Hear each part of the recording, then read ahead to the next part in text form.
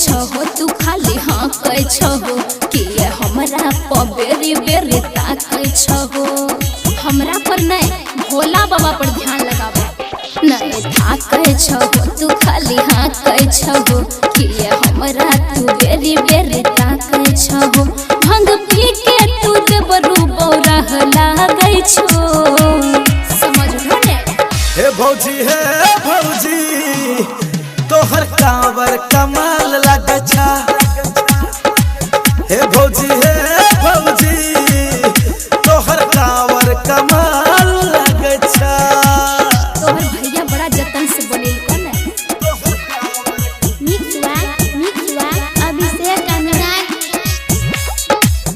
तोहर कांवर कमाल लगे छा। क्रांति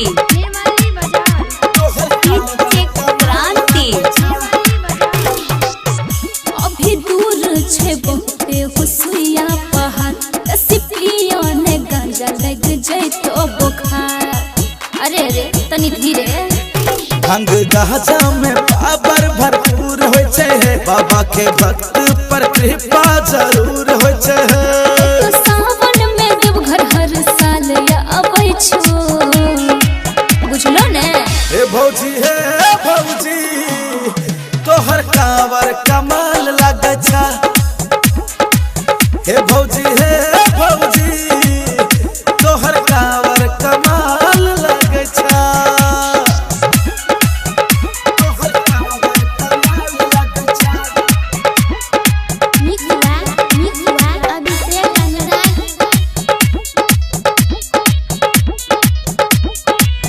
हे भौजी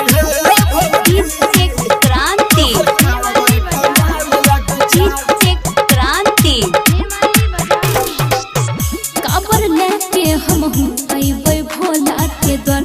सुन लेथिन जे बाबा हमर दिल के पुकार। जोड़ा जोड़ा काबर लेबै हो। भोला बाबा के महिमा महान छे। निर्धन के धन बाझिन के संतान है। सन सुनिल तोहर बोली बबल लागै छो। की बुझबो? हे भौजी तोहर कांवर कमाल लगे छा। हे भौजी तोहर कांवर कमाल लगे छा। अच्छा अगला साल तोरोल बनवाई दो।